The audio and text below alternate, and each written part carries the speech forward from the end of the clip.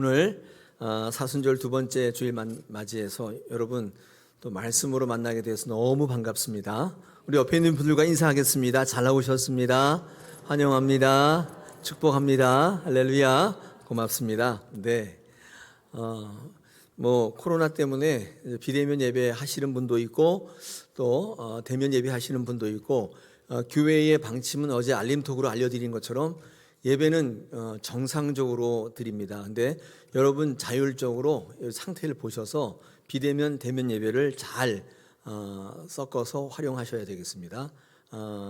지금 이제 다 없어져요. 없어지는데 교회는 더 비대면으로 가고, 예전에는 비대면 할 땐 다 대면 예배 드리고, 좀 반대인 것 같은데 요즘 방역이 하도 약간 다르기 때문에 몸 상태를 잘 체크하셔서 예배하시는데 부족함이 없게 되길 바랍니다.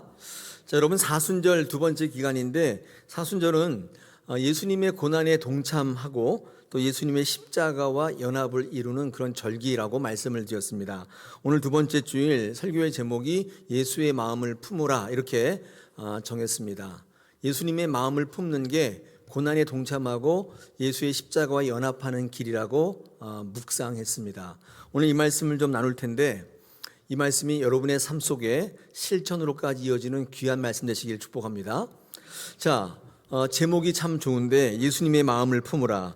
그런데 그 마음을 품기를 원하는데 그럼 예수님의 마음이 무엇냐를 알아야 되지 않습니까? 오늘 성경 본문에 그 마음이 나와 있습니다.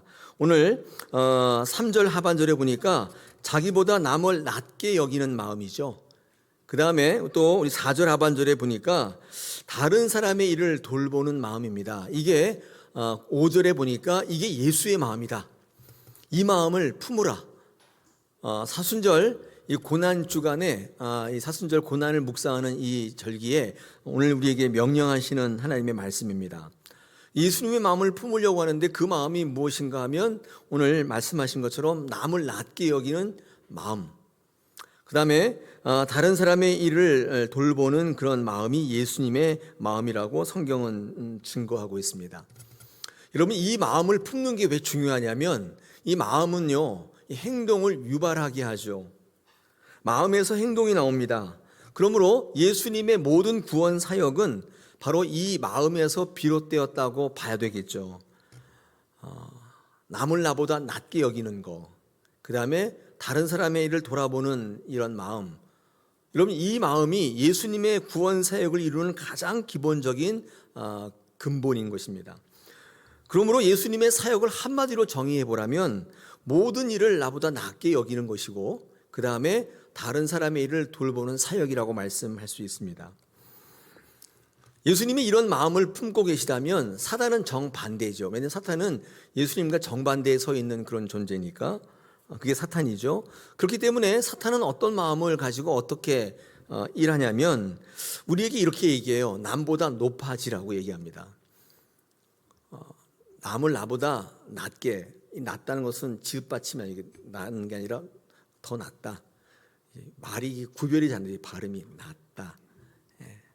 사단은요, 우리에게 네가 훨씬 낫다고 얘기합니다. 네가 남보다 못한 게 뭐냐고. 네가 왜 그런 얘기를 듣고 살아야 되냐? 비싼 밥 먹고 똑같이 하는데 네가 교회 와서 왜 그런 얘기를 들어야 되느냐? 사단은 여러분에게 이렇게 얘기합니다. 나보다 남을 낮게 여기라고 하지 않고 이건 예수님의 마음이고, 사단은 어떤 마음이냐? 그렇게 얘기합니다. 그래서 무시당하지 말라고. 그런 마음 품은 적 있으세요? 예수님의 마음은 아닌 것이죠. 또한 사단은요, 우리에게 뭐라고 얘기하냐면 예수님과 정반대의 마음인데 다른 사람의 일에는 무관심하라고 얘기하면 오지랖 좀 떨지 말라고. 왜 그 참견하고 다니냐고. 그렇게 하지 말라고. 무관심하라고 이야기하는데 이게 사단의 마음입니다. 예수님은 나보다 남을 낮게 여기라. 다른 사람의 일을 돌보는 마음을 가지라. 이렇게 이야기하는 것입니다. 여러분, 이 마음은요, 한마디로 말하면 자기 입장에서는 가질 수 없는 마음입니다. 다른 사람의 입장에 설 때 가질 수 있는 마음이에요. 다른 사람의 입장에서는 역지사지의 마음이에요. 그렇지 않으면 남을 나보다 낫게 여기는 어렵죠. 다른 사람의 일을 돌보기는 어려워요. 내일도 있는데 어렵단 말이에요. 그러므로 예수님의 마음은 늘 다른 사람의 입장에 서는 마음입니다. 그게 예수님의 마음이고 예수님의 사역입니다. 예수님의 관점은 항상 자기의 관점이 아니라 저와 여러분의 관점이에요. 본인을 만족하는 그런 관점이 아니라 다른 사람을 만족하는 관점입니다. 이게 기독교의 가장 중요한 모토예요. 가장 밑바닥에 깔려 있는 것입니다. 오늘 본문 빌립보서 2장 6절로부터 이어지는 예수님의 이 십자가 사역을 한번 보십시오. 절대로 자기 관점으로는 행할 수 없는 사역이에요. 그렇죠? 보니까 우리 6절부터 보니까 하나님과 동등됨을 취할 것으로 여기지 않았다. 종의 형체를 가졌다. 자기를 비워서. 그 다음에 8절에 보니까 자기를 낮추시고 죽기까지 복종해서 십자가에 못 박혀 죽으셨다. 여러분 이게 자기의 관점으로는 접근이 안 되는 거잖아요. 그 누군가의 관점으로 그를 살리기 위해서 다른 사람의 관점으로 접근하지 않으면 도저히 이룰 수 없는 사역입니다.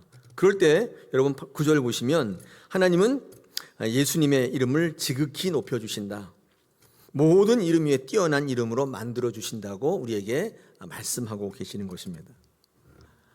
이 예수님의 마음을 갖고 있으면 하나님께서 그 이름을 높여주시는 거예요. 여러분이 높아지는 것은 내가 높이는 게 아닙니다. 남을 낮게 여기고 다른 사람의 일을 돌볼 때 그때 예수님께서 높여주시는 거예요. 하나님께서 높여주시는 거라고 말씀하고 있습니다. 경쟁에서 이겨서 쟁취하는 게 아니에요. 그래서 높아지는 게 아니에요. 남을 깎아내린다고 높아지는 게 아니에요. 대선 끝났는데 정말 보기 힘들었습니다. 뭐 역대 비호감이라고 하는데 언제는 안 그랬나요? 늘 깎아내려서 깎아내린 만큼 자기가 높아지려고 하는 이런 선거 문화가 언제쯤 달라질까요? 아니 이 교회의 우리의 심성 가운데 그런 모습이 언제쯤 바뀔까요? 우리가 높아지는 것은 남을 낮게 여기고 그들의 일을 돌볼 때 하나님께서 높여주시는 것이다. 우리에게 말씀하고 있습니다. 경쟁에서 빼앗는 게 아니에요. 높아지는 게 아니라고 말씀합니다. 앞에 화면 보시면 요한복음 5장의 베데스다 연못의 이야기를 제가 잠깐 예를 들겠습니다. 이 베데스다 연못의 이야기는 설교 많이 들어서 잘 아실 거예요. 그죠?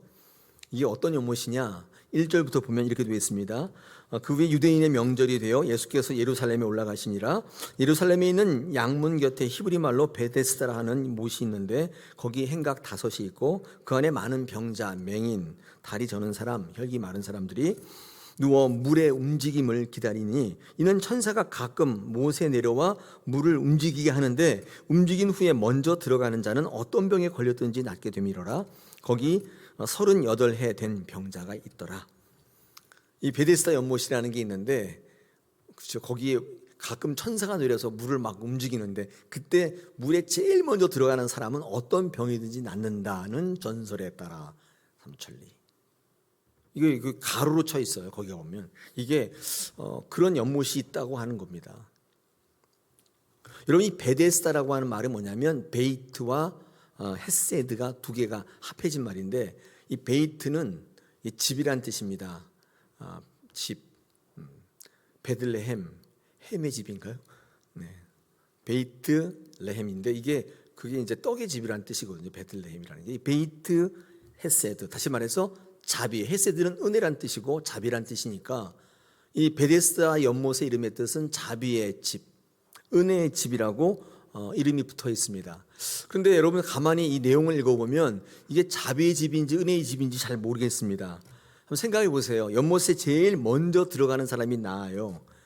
상황을 한번 떠올려 보시면 누가 야 연못이 움직인다 막 그러면 막 저 뒤에서부터 앞에서부터 난리가 난 거예요. 막 끌어제끼고 밟고 넘어가서 내가 먼저 들어가겠다고 막 뛰어가는 거죠. 그런다고 먼저 들어갈 수는 없어요. 왜냐하면 누가 제일 먼저 들어가요? 생각해 보세요. 제일 누가 먼저 들어가요? 예? 꾀병 환자 땡입니다. 네. 멀쩡한 사람 아니에요. 연못 가장자리에 놓인 사람이에요. 구르면 되잖아요. 그냥 거기는 엄청나게 프리미엄이 붙어 있는 자리예요. 제일 먼저 들어간 사람이 누구냐면 돈 있는 사람이죠. 제 묵상이에요. 제 상상. 저 뒤에 있는 사람은 돈이 없어 프리미엄 내고 유리한 자리 확보 못한 사람은 평생 가야 못 들어가요. 거기 진짜 누가 들어갈래 사람 막아내고 그 끄집어서 집어넣어주지 않으면 못 들어가는 자리죠. 여러분, 거기가 자비의 집인가요? 거기가 은혜의 집인가요? 저는 오히려 경쟁의 집이다, 이렇게 해야 맞을 것 같아요.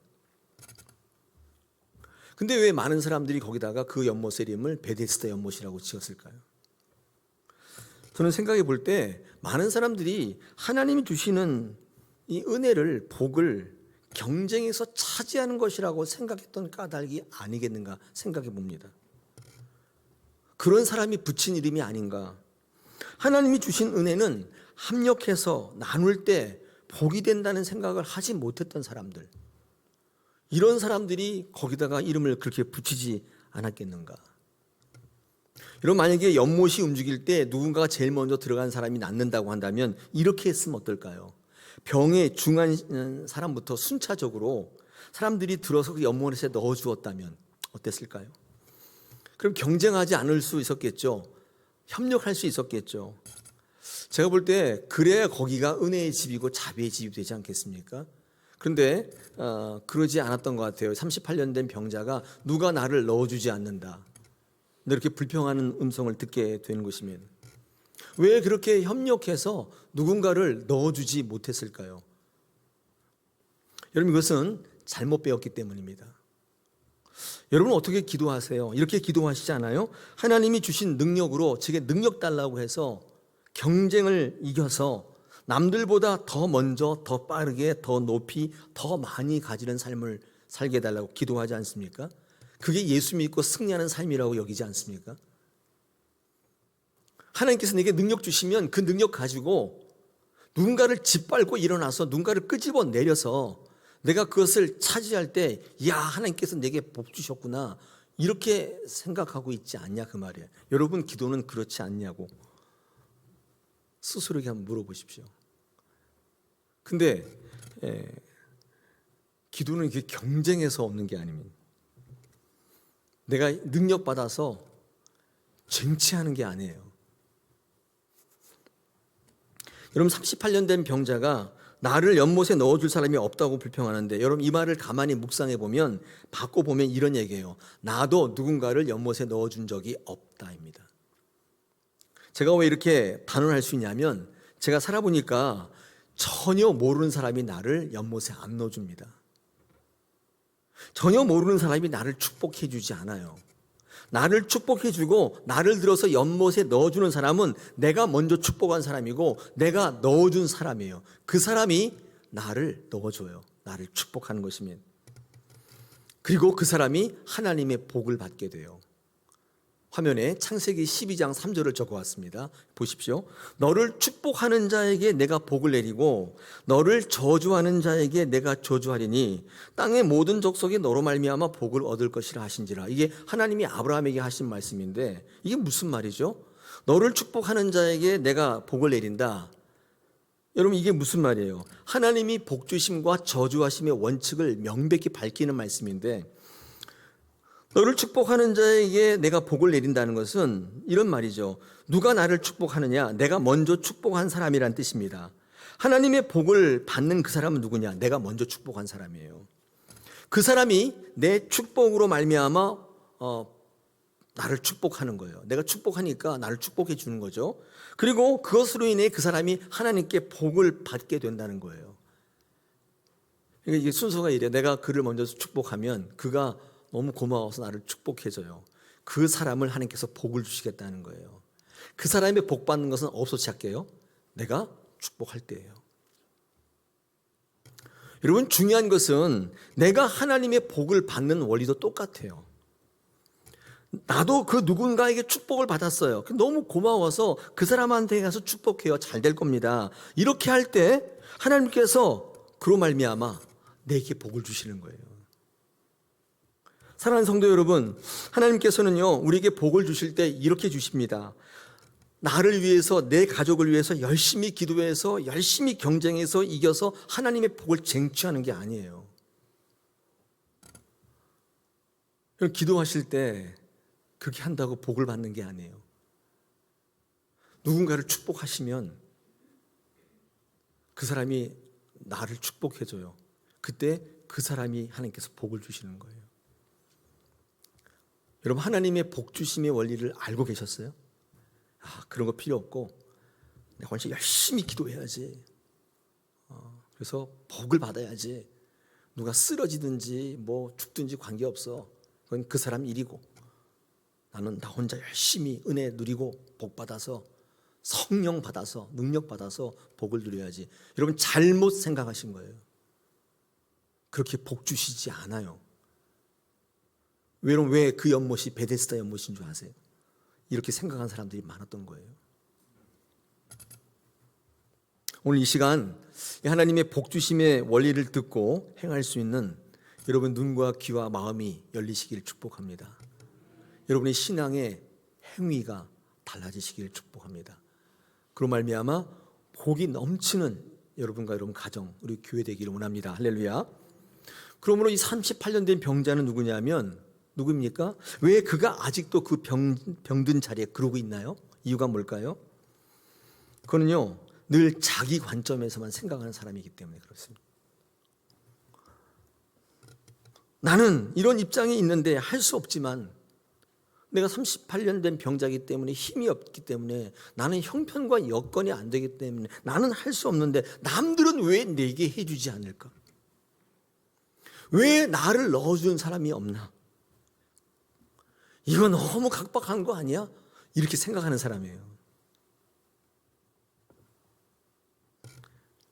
내가 아프지 않으면 나는 넣어주지. 내가 아픈데 어떻게 넣어주냐? 내가 아프지 않아 봐봐. 내가 얼마든지 넣어주지. 이게 38년 된 병자의 항변일지 모르겠습니다. 여러분, 그런데 여러분 잘 들어보십시오. 그가 아직도 그 아픔의 자리에, 그 비참하고 초라한 자리에 있는 이유예요. 남들이 자기를 위해서 무엇인가를 해주기를 바라면서 정작 자신은 누군가를 위해서 뭔가를 해본 적이 없는 사람, 누군가를 축복해 본 사람이 없어요. 본 적이 없어요. 섬겨본 적이 없는 사람, 그 사람이 38년 된 병자예요. 늘 원망과 불평만 해. 왜 나를 안 넣어주냐? 그러므로 예수님께서 이 38년 된 병자를 고치신 사건은 그 질병을 고친 게 아니라 사실 자기만 생각했던 그 이기심을 고치신 거예요. 오늘 아까 화면에 14절을 제가 일부러 별도로 적어왔는데 한번 보시겠습니다. 그 후에 예수께서 성전에서 그 사람을 만나 이르시되, 38년 된 병자죠. 나았는데, 보라, 내가 나았으니 더 심한 것이 생기지 않게 다시는 죄를 범하지 말라 하시니, 이렇게 말씀합니다. 더 심한 것이 생기지 않게 다시는 죄를 범하지 말라. 여러분, 이때 죄는 어떤 죄를 말하는가? 여러분이 들으신 대로 이기심, 개인주의, 나만 잘되면 된다는 생각, 그 죄라고 말씀하는 것입니다. 죄는 뭐냐면 자기에게만 집중하는 거예요. 그게 죄예요. 오로지 자기만을 위한 삶으로 사는 거예요. 헌신하지 않는 삶이에요. 내 형편만 제일 힘들다고 생각했던 그 이기심이 오늘 뭐라고 말씀하냐? 그게 죄라는 거예요. 그 죄를 다시는 짓지 말라고 말씀하는 겁니다. 오늘날 악한 사탄의 역사는 이렇게 드러나는데 뭐라고 얘기하냐면 오직 나에게만 집중하라고 말합니다. 아까 제가 말씀드린 것처럼 예수님과 정반대의 마음을 줘요. 그래서 개인주의로 만들어버려요. 누가 죽어도 관심 없어요. 누가 그런 거 내 일이 아니기 때문에 관심 없어요. 교회 오셔도 나만 은혜만 누리면 돼. 그리고 사라져버려요. 야, 누가 관심 갖기 어려워요. 여러분, 분명히 말씀하죠. 그 죄라는 거예요. 다시는 그 죄를 짓지 말라.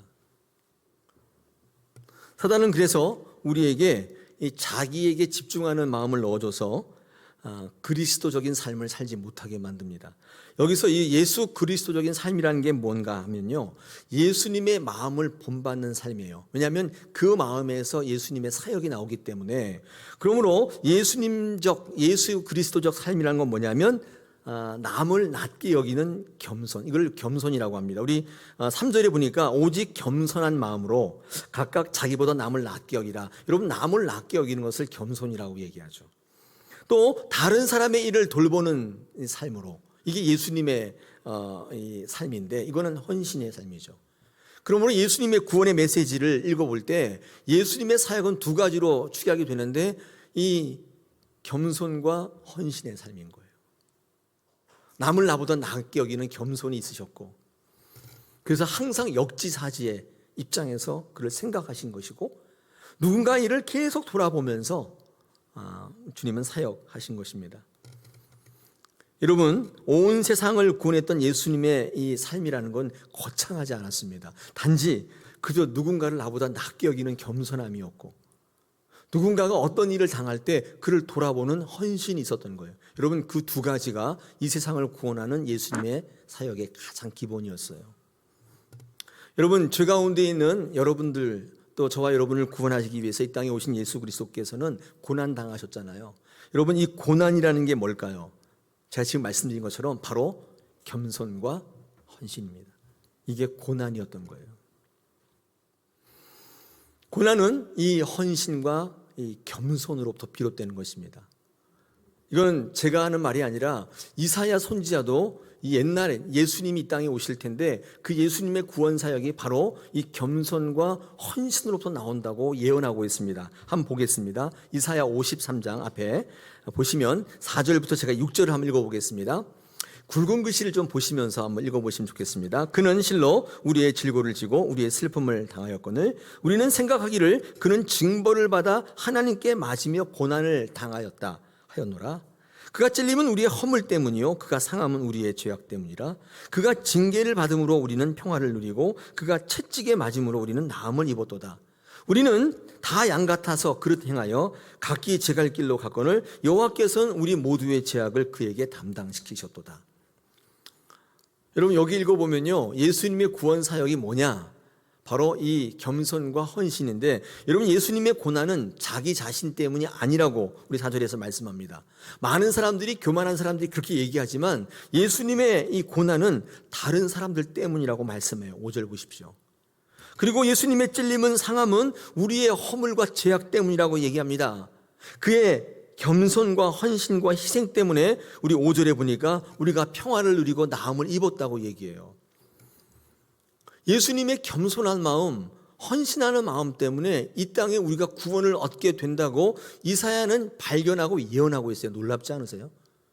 예수님의 구원 사역을 딱 결정 지으라면 이 두 가지의 마음이에요. 여러분, 겸손이라는 건 뭐냐면 누구를 탓하는 게 아니라 자기 탓이라고 얘기하는 거예요. 이게 겸손한 자예요. 진정한 겸손은 다른 곳에서 이유를 찾는 게 아니라 하나님께 원인과 결과를 찾는 거예요. 이게 진정한 겸손이에요. 더 나아가서 하나님이 함께 하시면 모든 것을 할 수 있다는 자신감이 있죠. 이게 정말 겸손이에요. 그래서 예수님은 그 험악한 십자가 앞에 담대히 설 수 있었어요. 겸손하신 분이었기 때문에. 또한 겸손한 성도는 이 거대한 세상 앞에 담대히 설 수 있는 것입니다. 겸손한 자들이 갖는 특징이에요. 우리 빌립보서 4장 13절에 내게 능력 주시는 자 안에서 내가 모든 걸 할 수 있다. 이게 사도 바울이 말하는 최대의 겸손이에요.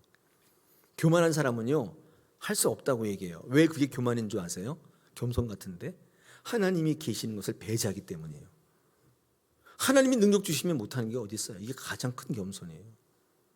근데 매일 못한대요. 매일 안 된대요. 그 사람이 교만한 사람일 수밖에 없는 이유는 그의 생각 가운데는 하나님이 철저히 배제되어 있어요. 자기만 보는 거예요. 자기 입장에서. 우리 그거를 교만이라고 합니다. 그걸 겸손이라고 하지 않아요. 여러분, 헌신이란 뭘까요? 짐을 대신 지는 겁니다. 남들이 져야 될 짐을 제가 대신 지는 거예요. 여러분, 겸손과 헌신이 왜 이토록 중요한가? 여러분, 그것이야말로 그리스도께서 세상을 구원하셨던 구원의 원리이며 승리의 원리이기 때문에 그렇습니다. 여러분, 이사야 선지자도 이 사실을 알았어요. 사도 바울도 이 사실을 알았어요. 그래서 우리에게 뭐라고 오늘 권면하냐면 예수의 이 마음을 품으라. 여러분, 그럴 때 구원에 동참할 수 있고 고난에 동참할 수 있고 예수의 십자가와 연합하는 것입니다. 우리 사순절 기간에 고난에 동참하자고 얘기 많이 하잖아요. 근데 굉장히 모호한 말이에요, 그게. 그래서 어떤 사람들은요, 십자가에 정말 달려요. 필리핀 가면 그런 이벤트, 퍼포먼스를 한대요. 십자가에 한번 달려보기. 5분도 못 견뎌서 죽겠다고 내려주는. 지금도 이스라엘 가면 예수님의 십자가를 메고 골고다 언덕 올라가는 체험하잖아요. 그러면 예수님의 고난에 동참하는 것일까요? 아니에요. 예수님의 고난에 동참하고 그 십자가와 연합하는 길은 그 예수님의 마음을 품는 것입니다. 나보다 남을 낫게 여기시는 거예요. 내 일이 아니지만 남들의 어려운 것을 돌아보는 것입니다. 이게 예수님의 고난에 동참하는 길인 것입니다.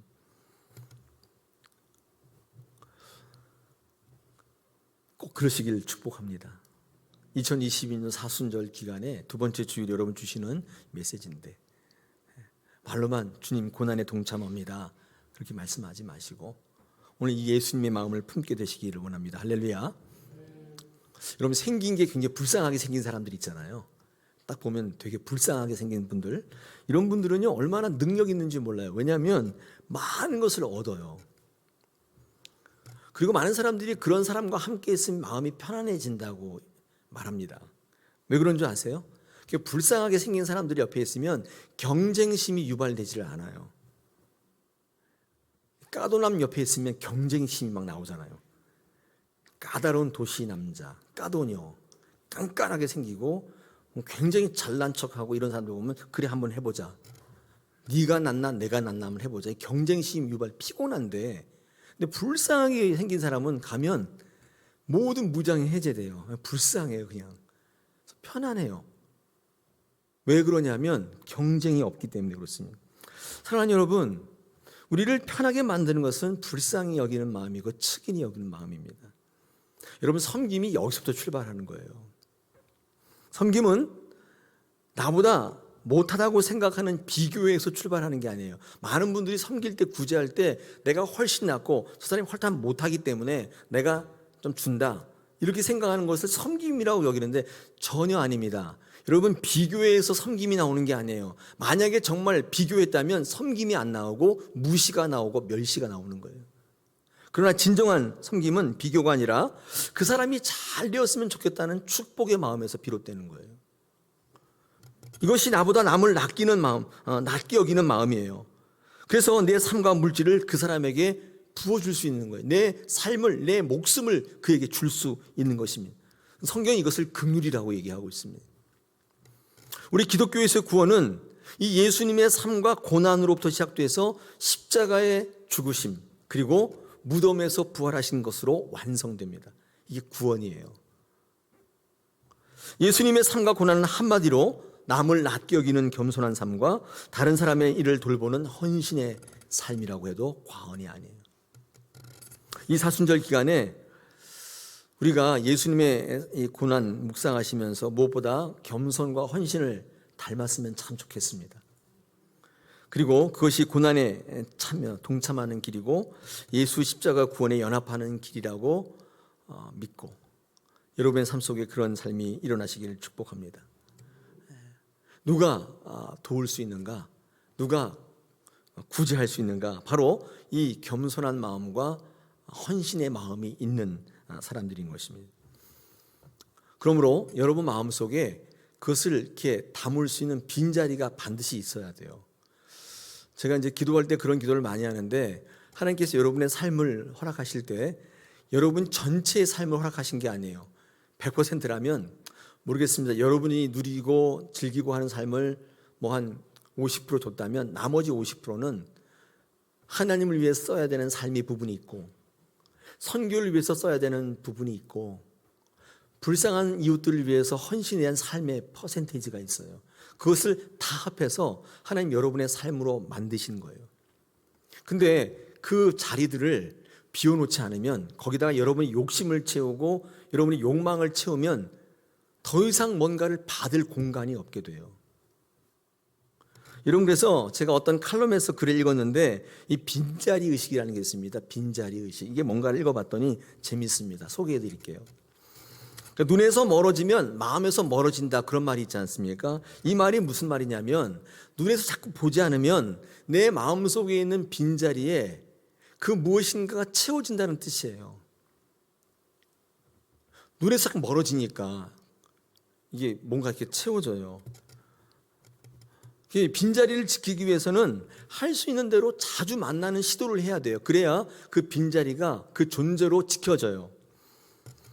근데 빈자리에 시간이 자꾸 지나게 되면 새로운 상황을 만나게 되고, 처음에는 허전했던 그 빈자리가 나중에는 무엇으로 채워지면서 이렇게 만족감을 누리게 돼요. 눈에 보이는 시간이 오래 되면 그 빈자리가 채워지고 허전함도 사라지게 되고, 나중에는 없어도 되는 삶이 그 자리에 자리 잡게 돼요. 그게 일상이 되고 편해져요. 근데 나중에 그 빈자리의 존재가 찾아오게 되면 굉장히 불편해요. 오히려 그 존재가 침입자 같이 느껴져요. 만나도 기쁘지 않고 불편해지고 없었으면 좋겠다고 생각이 되어져요. 이게 이제 잊혀지는 과정이잖아요. 여러분, 기러기 아빠가 그런 거 아니에요?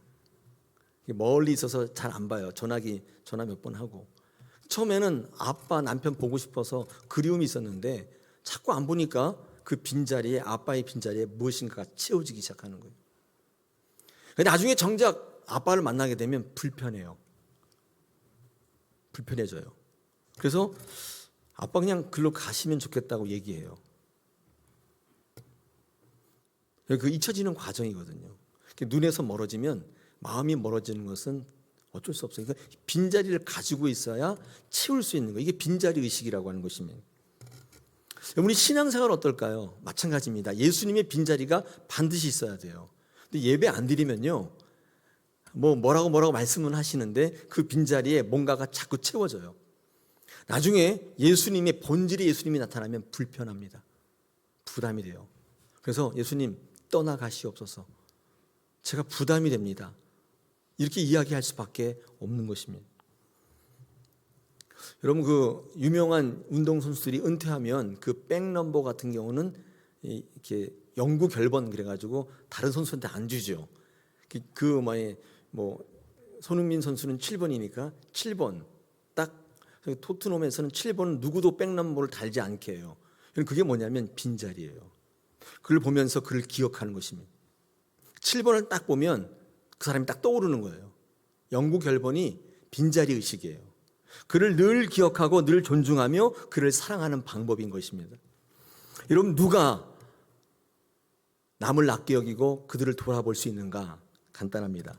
우리 인생에 예수님의 자리, 가난한 사람을 위한 자리, 어려움을 겪고 있는 사람의 빈자리를 남겨놓은 사람이에요. 여러분, 그 사람이 거기다 뭔가를 채울 수 있는 거예요.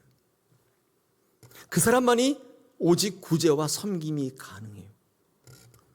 빈자리 의식이에요. 여러분 마음속에 빈자리 있습니까?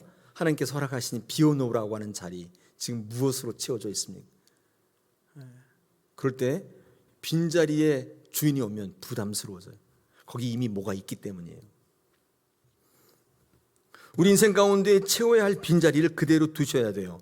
여러분, 그곳에 예수님의 겸손으로, 예수님의 헌신으로 거기를 채우셔야 돼요. 그러면 예수님처럼 하나님께서 그 이름이 높임을 받게 하신다고 우리에게 약속하는 것입니다.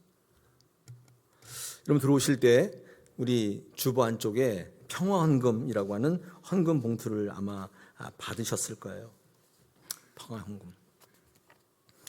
우크라이나 전쟁으로 고통받는 이들을 위해서, 또 우리 산불로 고통받는 이웃을 위한 헌금하자는 것입니다.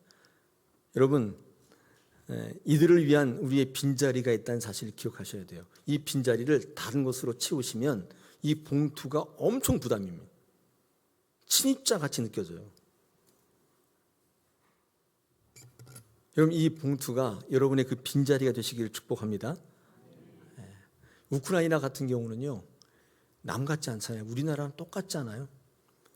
예전에 우리 한국 전쟁 6.25 사변 때 어땠습니까? 그 피난하는 행렬을 보니까 서양이 이다뿐인데 지금 다막 보따리 들고 그 기록 필름 보면 어떤 여자애가 막 울면서 빨가벗은 여자애가 막 그런 거 볼 때 가슴이 아팠는데 민족 상잔의 비극 아니에요. 근데 거기도 민족끼리 이렇게 싸우고 있는 거잖아요. 지금 하루 이틀 하면 끝날 줄 알았는데 뭐 수천 명이 죽었다 그러고 뭐 최신 무기들이 날아다니고. 근데 다른 민족은 몰라도 우리는 모른 척하면 안 돼요. 우리는 그렇게 많은 도움을 받았단 말이에요. 심지어는 저 이티오피아까지 와서 도와주고 구해주고. 근데 잊어버렸다고요? 그 자리에 다른 것으로 채워져 있다고요? 안 됩니다. 이거는 교회가 분명히 여러분에게 전달해야 될 거예요. 여러분의 지금 이 행복한 삶은 그 누군가가 여러분을 축복한 거예요. 그래서 채워진 거예요. 모른다 하지 마십시오. 꼭 기억하셔야 될 문제인 것입니다. 이 사순절 기간에 우리에게 주어진 예수님의 마음을 본받는 중요한 계기가 될 겁니다. 2020년 사순절은 정말 예수의 고난에 동참하고 그 십자가와 연합하는 잊혀지지 않는 사순절이 되시길 축복합니다. 오늘도 우리의 삶 속에 주님이 동행하실 줄로 믿습니다.